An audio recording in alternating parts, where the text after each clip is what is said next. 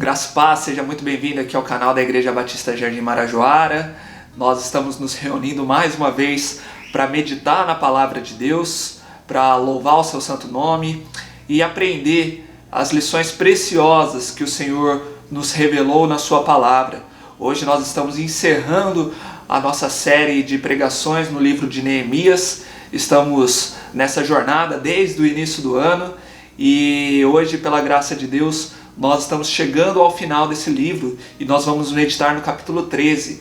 Eu convido você a abrir a sua Bíblia, a meditar comigo nesse texto e nós vamos ler todo esse capítulo hoje. O texto estará aí na sua tela, você também pode acompanhar pelo vídeo. Diz assim a palavra de Deus: Naquele dia o livro de Moisés foi lido em voz alta diante do povo. E ali achou-se escrito que nenhum amonita ou moabita jamais poderia ser admitido no povo de Deus. Pois eles, em vez de dar água e comida aos israelitas, tinham contratado Balaão para invocar uma maldição sobre eles. O nosso Deus, porém, transformou a maldição em bênção. Quando o povo ouviu essa lei, excluiu de Israel todos que eram de ascendência estrangeira. Antes disso, o sacerdote Eliasibe tinha sido encarregado dos depósitos do templo de nosso Deus. Ele era parente próximo de Tobias e lhe havia cedido uma grande sala, anteriormente utilizada para guardar as ofertas de cereal, o incenso, os utensílios do templo e também os dízimos do trigo, do vinho novo e do azeite prescritos para os levitas, para os cantores e para os porteiros e as ofertas para os sacerdotes. Mas enquanto tudo isso estava acontecendo, eu não estava em Jerusalém, pois no 32º ano do reinado de Artaxerxes, rei da Babilônia, voltei ao rei. Algum tempo depois, pedi sua permissão e voltei para Jerusalém. Aqui soube do mal que Eliasibe fizera ao ceder uma sala para Tobias nos pátios do templo de Deus. Fiquei muito aborrecido e joguei todos os móveis de Tobias fora da sala. Mandei purificar as salas e coloquei de volta nelas os utensílios do templo de Deus, com as ofertas de cereal e o incenso. Também fiquei sabendo que os levitas não tinham recebido a parte que lhes era devida, e que todos os levitas e cantores responsáveis pelo culto haviam voltado para suas próprias terras. Por isso repreendi os oficiais e lhes perguntei: por que essa negligência com o templo de Deus? Então convoquei os levitas e cantores e os coloquei em seus postos. E todo o povo de Judá trouxe os dízimos do trigo, do vinho novo e do azeite aos depósitos.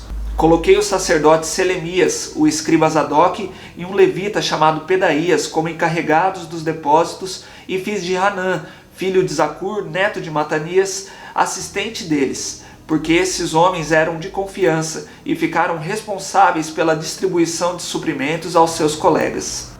Lembra-te de mim por isso, meu Deus, e não te esqueças do que fiz com tanta fidelidade pelo templo de meu Deus e pelo seu culto. Naqueles dias vi que em Judá alguns pisavam uvas nos tanques de prensá-las no sábado e ajuntavam trigo e o carregavam em jumentos, junto com vinho, uvas, figos e todo tipo de carga. Tudo isso era trazido para Jerusalém em pleno sábado. Então os adverti que não vendessem alimento nesse dia. Havia alguns da cidade de Tiro que moravam em Jerusalém e traziam peixes e toda espécie de mercadoria e as vendiam em Jerusalém no sábado para o povo de Judá. Diante disso, repreendi os nobres de Judá e disse-lhes: que mal é esse que vocês estão fazendo, profanando o dia de sábado? Por acaso seus antepassados não fizeram o mesmo, levando nosso Deus a trazer toda essa desgraça sobre nós e sobre essa cidade? Pois agora, profanando o sábado, vocês provocam mais ira contra Israel. Quando as sombras da tarde cobriram as portas de Jerusalém na véspera de sábado, ordenei que fossem fechadas e só fossem abertas depois que o sábado tivesse terminado. Coloquei alguns de meus homens de confiança junto às portas, para que nenhum carregamento pudesse ser introduzido no dia de sábado. Uma ou duas vezes os comerciantes e vendedores de todo tipo de mercadoria passaram a noite do lado de fora de Jerusalém, mas eu os adverti dizendo: por que vocês passam a noite junto ao muro? Se fizerem isso de novo, mandarei prendê-los. Depois disso, não vieram mais no sábado. Então ordenei aos levitas que se purificassem e fossem vigiar as portas, a fim de que o dia de sábado fosse respeitado como sagrado. Lembra-te de mim também por isso, ó meu Deus, e tenha misericórdia de mim conforme o teu grande amor. Além disso, naqueles dias, vi alguns judeus que se haviam casado com mulheres de Asdod, de Amon e de Moabe. A metade dos seus filhos falavam a língua de Asdod, ou a língua de um dos outros povos, e não sabiam falar a língua de Judá. Eu os repreendi e invoquei maldições sobre eles. Bati em alguns deles e arranquei os seus cabelos. Fiz com que jurassem em nome de Deus e disse-lhes: não consintam mais em dar suas filhas em casamentos aos filhos deles, nem haja casamento das filhas deles com seus filhos ou com vocês. Não foi por causa de casamentos como esses que Salomão, rei de Israel, pecou? Entre as muitas nações não havia rei algum como ele. Ele era amado de seu Deus, e Deus o fez rei sobre todo Israel, mas até mesmo ele foi induzido ao pecado por mulheres estrangeiras. Como podemos tolerar o que ouvimos? Como podem vocês cometer essa terrível maldade e serem infiéis ao nosso Deus, casando-se com mulheres estrangeiras? Um dos filhos de Joiada, filho do sumo sacerdote Eliasibe, era genro de Sambalate, o horonita. Eu o expulsei para longe de mim. Não te esqueça deles, ó meu Deus, pois profanaram o ofício sacerdotal e a aliança do sacerdócio e dos levitas. Dessa forma, purifiquei os sacerdotes e os levitas de tudo que era estrangeiro, e designei-lhes responsabilidades, cada um em seu próprio cargo. Também estabeleci regras para as provisões de lenha, determinando as datas certas para serem trazidas, e para os primeiros frutos. Em tua bondade, lembra-te de mim, ó meu Deus. Finalmente nós chegamos ao final do livro de Neemias. Por todo esse livro nós vimos a boa mão de Deus abençoando o povo, a boa mão de Deus sobre Neemias, levantando ele como um líder e realizando uma obra fascinante ali no meio do povo, tirando o povo ali da miséria.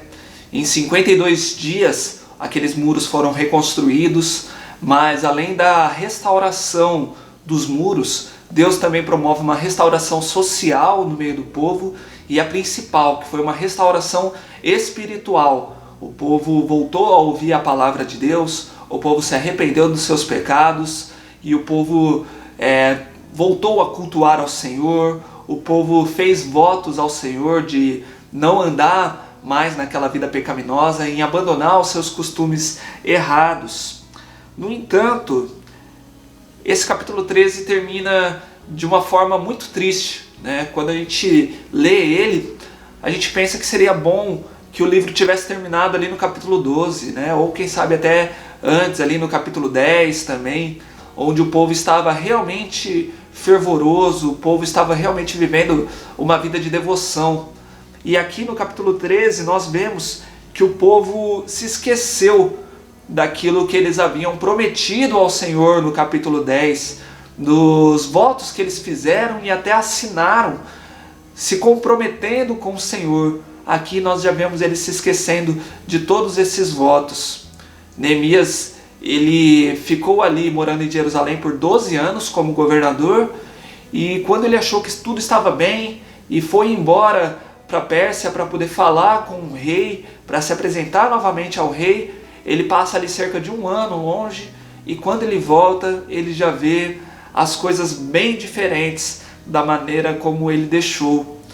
E ele vê o povo então se esquecendo das promessas que haviam feito ao Senhor. E talvez o maior ensinamento que nós temos nesse capítulo é que a nossa devoção, ela necessita de uma manutenção. A Bíblia, ela é bem clara com relação a isso.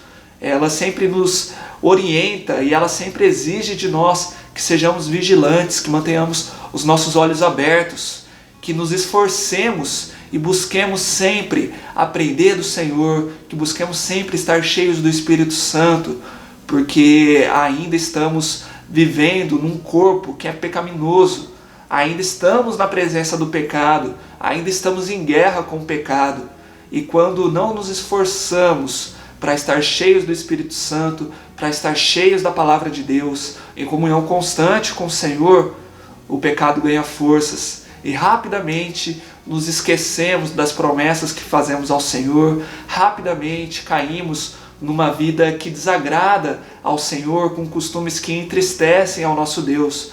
E foi isso que aconteceu com o povo ali de Judá, e muitas vezes acontece conosco também.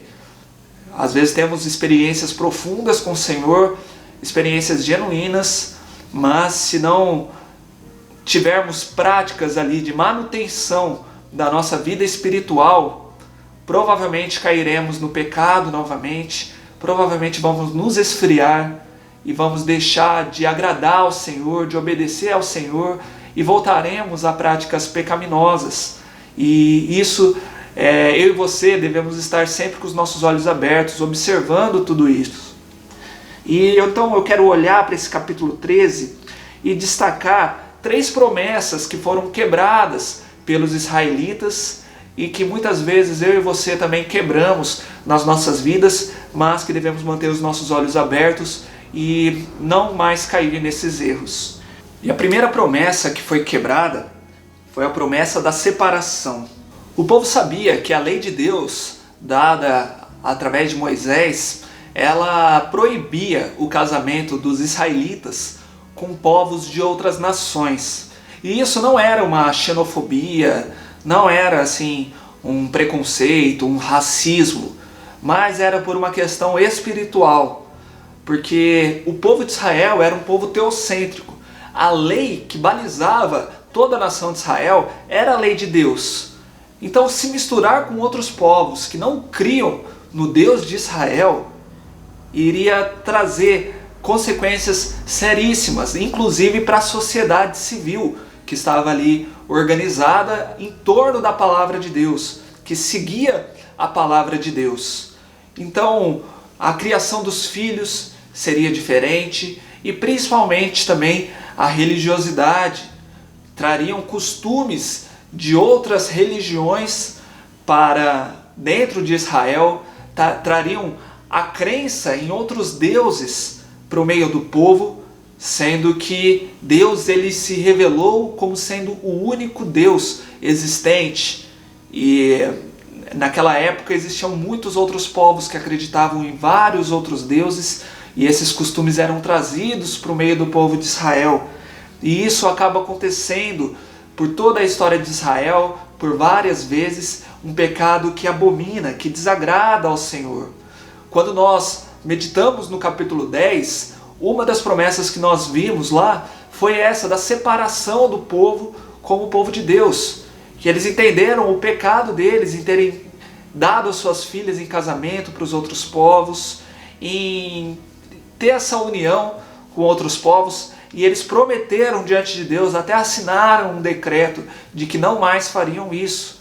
Nós vemos isso lá em Neemias 10, versículos 29 e 30, que diz: agora se unem aos seus irmãos, os nobres, e se obrigam sob maldição e sob juramento a seguir a lei de Deus dada por meio do servo de Deus Moisés e a obedecer fielmente a todos os mandamentos, ordenanças e decretos do Senhor, o nosso Deus. Prometemos não dar as nossas filhas em casamentos aos povos vizinhos, nem aceitar que as filhas deles se casem com os nossos filhos.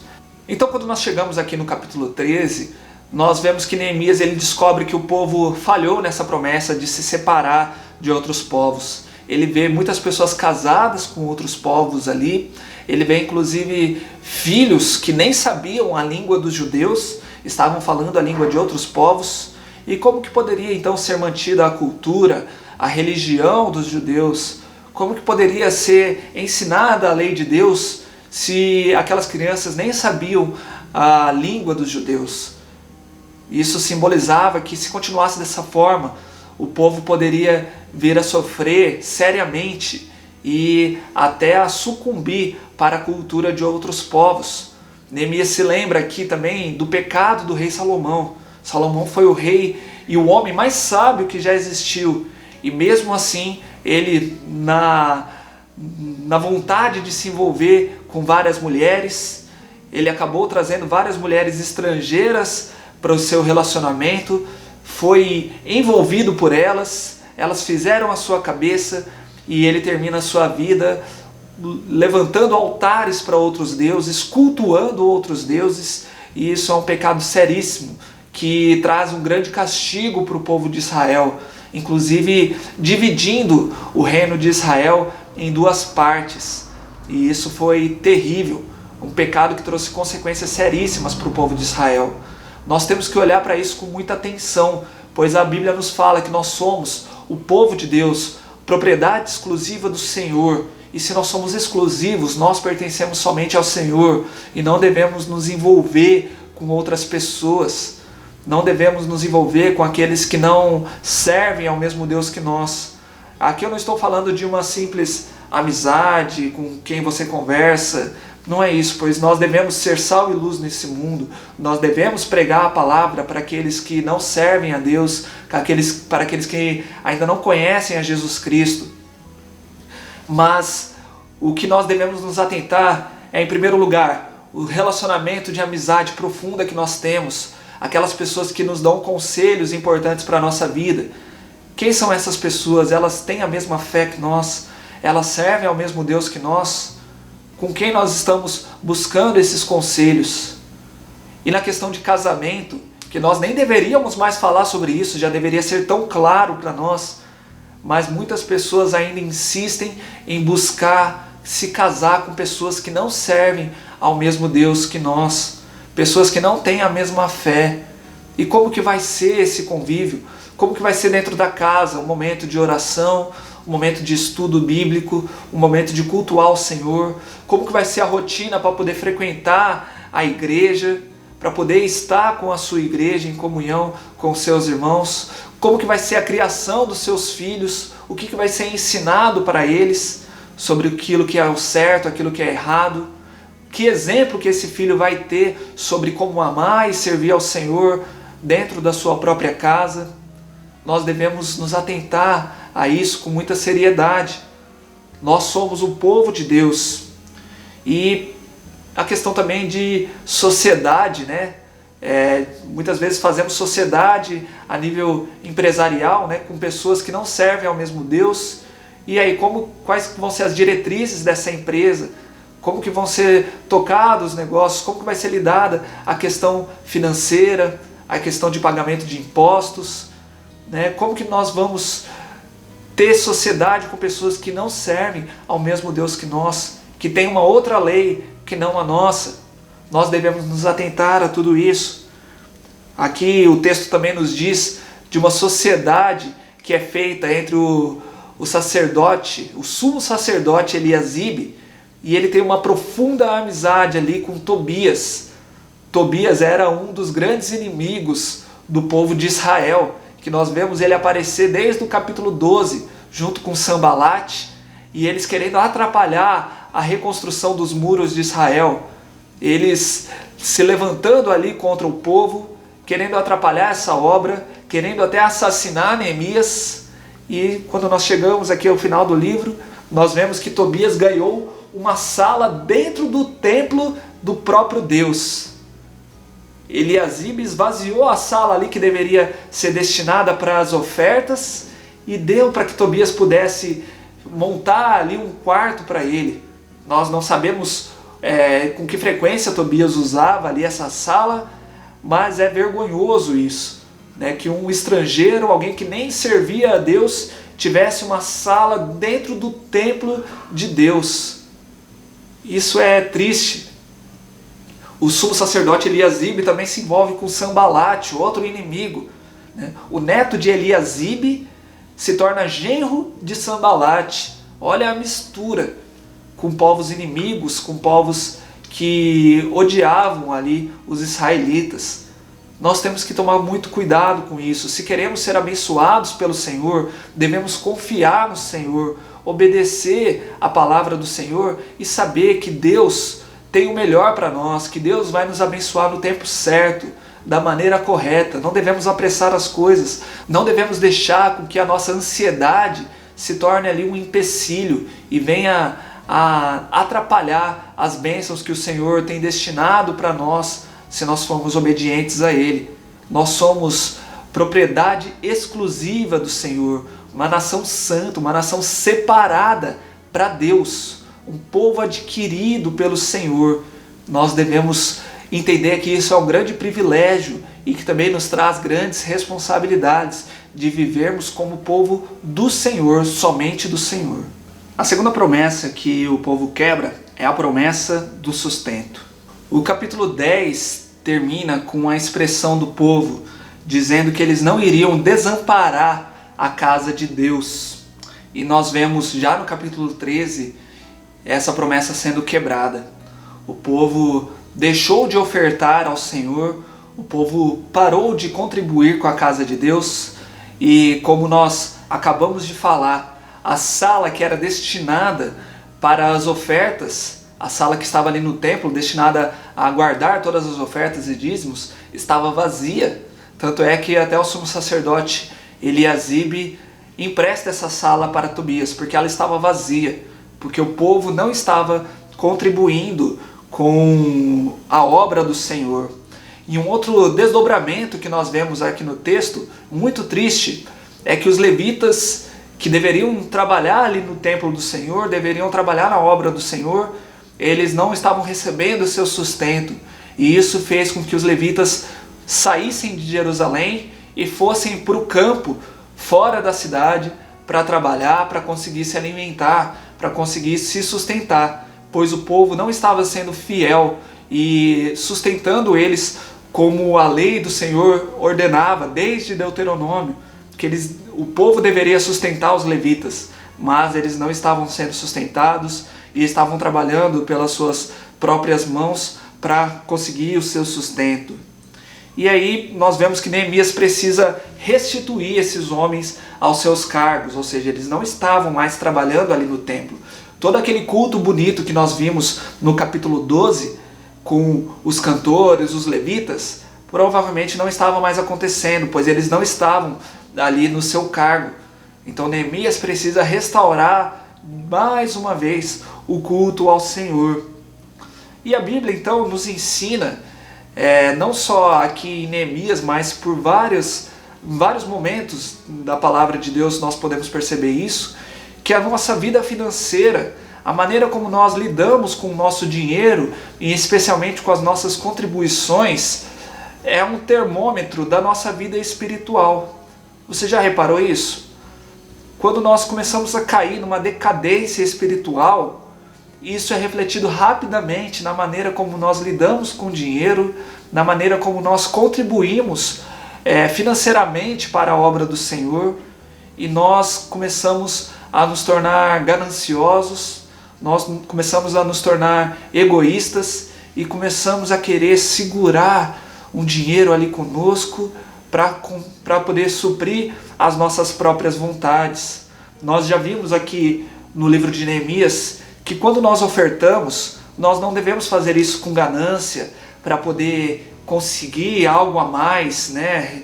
Como algumas pessoas falam aí, você vai receber 10 vezes mais, né? Então é um grande investimento que você está fazendo.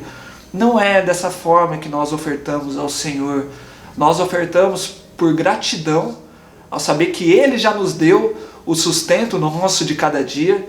Então gratidão por aquilo que Ele já nos deu. E também como um ato de confiança, sabendo que esse dinheiro não vai fazer falta para nós, pois o mesmo Deus que me abençoou no passado e me abençoou no dia de hoje, Ele vai estar no futuro, no dia de amanhã ali, me abençoando também. Então é uma expressão de gratidão e de confiança no Senhor.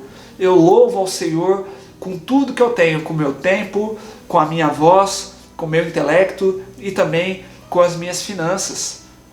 E um cristão, ele deve necessariamente ter a generosidade no seu coração, porque ele entende que nada pertence a ele. Ele é completamente pertencente ao Senhor. Já não sou eu mais quem vivo, mas Cristo vive em mim. Então tudo que eu sou, tudo que eu tenho, pertencem ao Senhor. E eu devo pensar nisso com muita seriedade. Muitas vezes caímos nesse egoísmo. Então eu quero te convidar a reparar na sua vida sobre como você tem cuidado do seu dinheiro, como você tem investido também na obra do Senhor.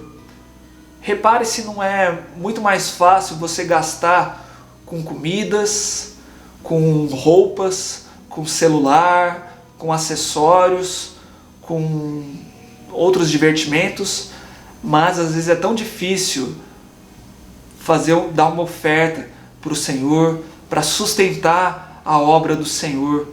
Às vezes poderíamos dar muito menos do que aquilo que nós gastamos com outras coisas, mas às vezes é tão difícil no nosso coração. talvez isso revele uma falta de confiança em Deus.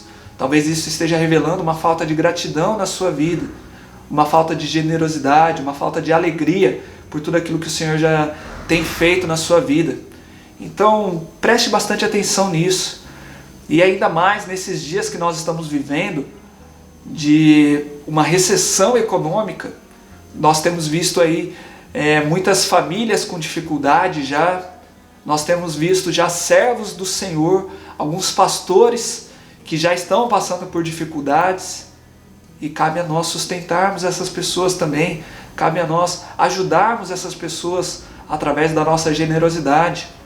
Eu quero te desafiar a louvar a Deus com as suas finanças também, a não deixar a obra do Senhor parar, não só aqui na nossa igreja, como em outras igrejas também, que nós podemos ajudar, e que o Senhor utilize a sua vida, e que você tenha esse privilégio de ser usado pelo Senhor, que eu também tenha esse privilégio de ser usado juntamente com você para sustentar a obra do Senhor. A terceira promessa que nós vemos o povo de Israel quebrar é a promessa do sábado. No capítulo 10, o povo havia prometido não realizar negócios aos sábados, não trabalhar nos sábados e nem manter a cidade aberta para negócios no dia de sábado. Mas mais uma vez nós vemos uma das promessas deles serem quebradas.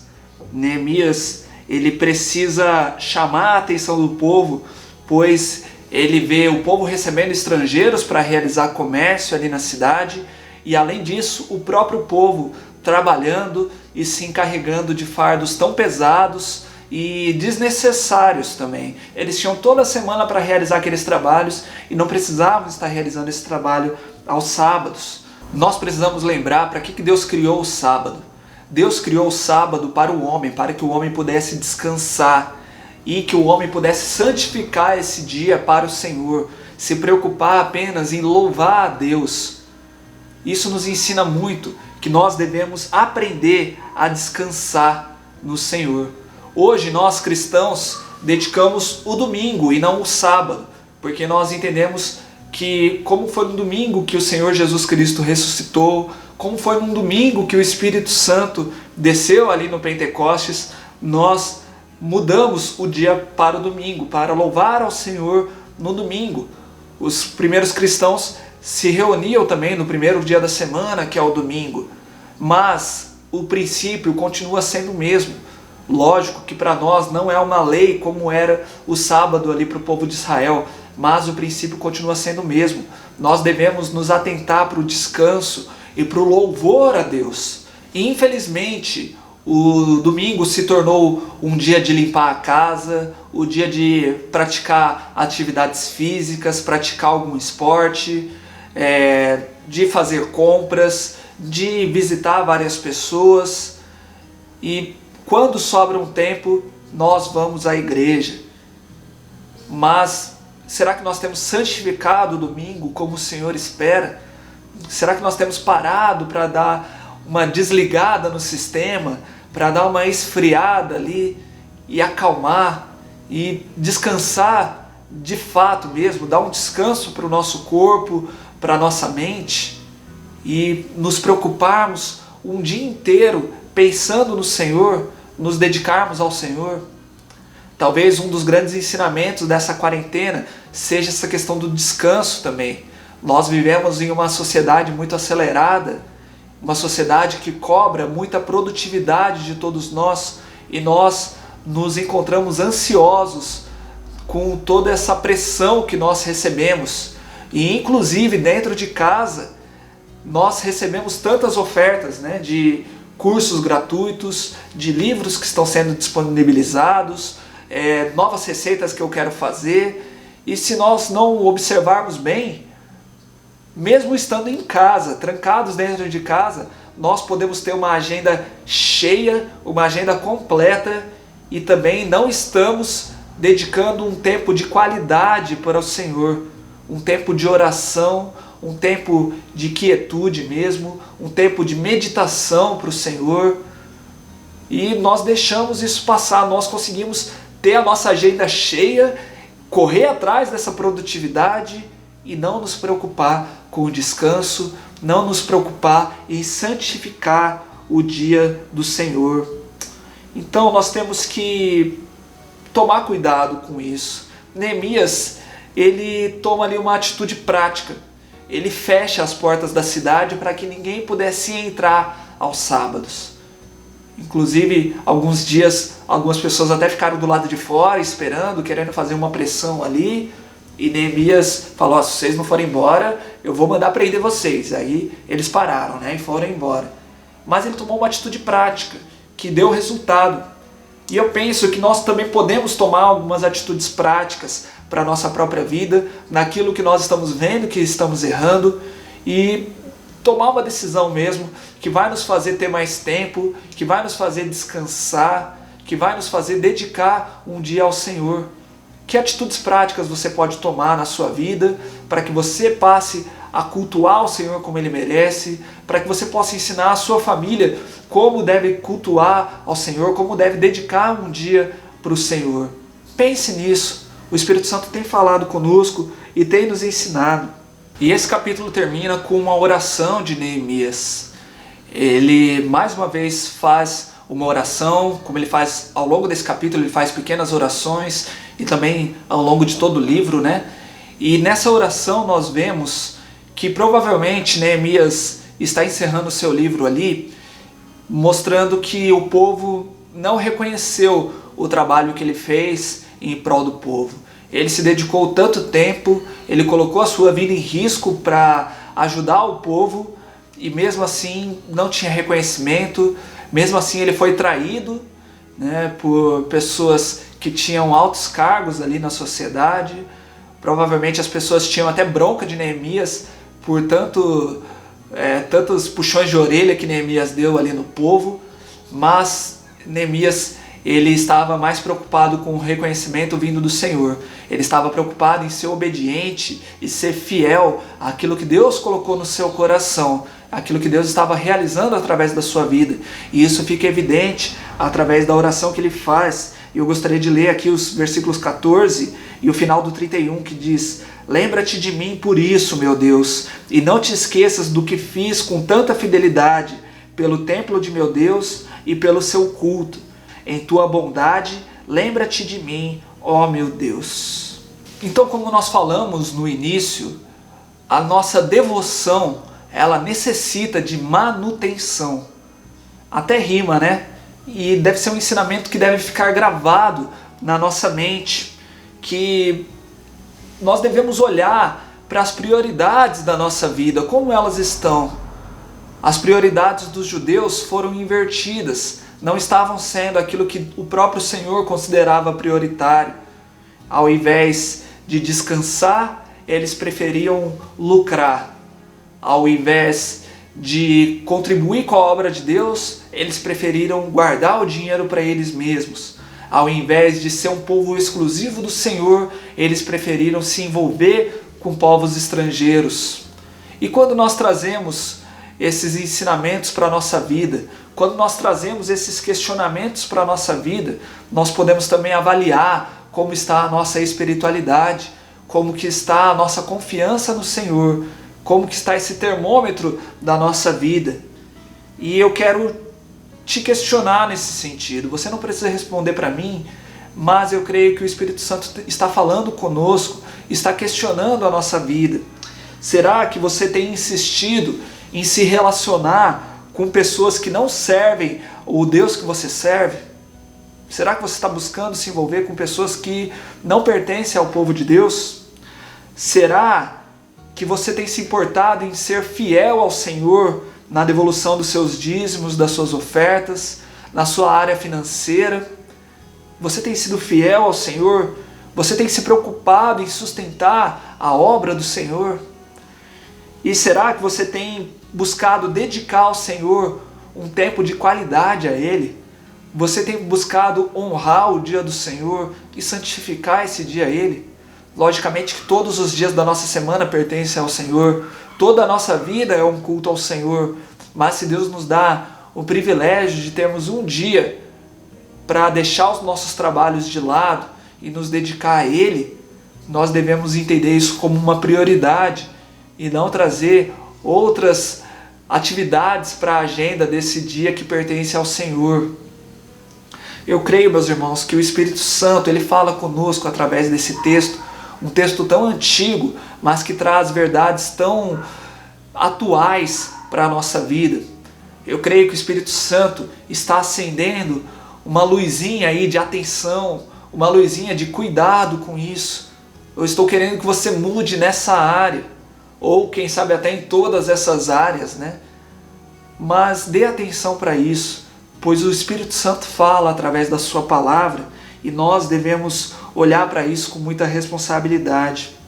Aproveite esse período de quarentena que nós temos, aproveite para fazer uma manutenção na sua devoção, aproveite para se esforçar em crescer no conhecimento do Senhor, a fazer votos para o Senhor daquilo que o Senhor tem incomodado, que você deve mudar na sua vida, e que você possa chegar até o final dessa quarentena firmado no Senhor, sem desanimar, sem esfriar, e que quando essa quarentena passar você possa estar firme, forte, pregando a palavra de Deus também, sendo instrumento da palavra de Deus e auxiliando também todas aquelas pessoas que precisam em todas as áreas da vida. Que o Senhor possa te fortalecer, que o Senhor possa restaurar a sua vida. Confie nele, se dedique a ele, obedeça os mandamentos dele e busque sempre agradar ao Senhor em todas as áreas da sua vida. Que o Senhor te abençoe.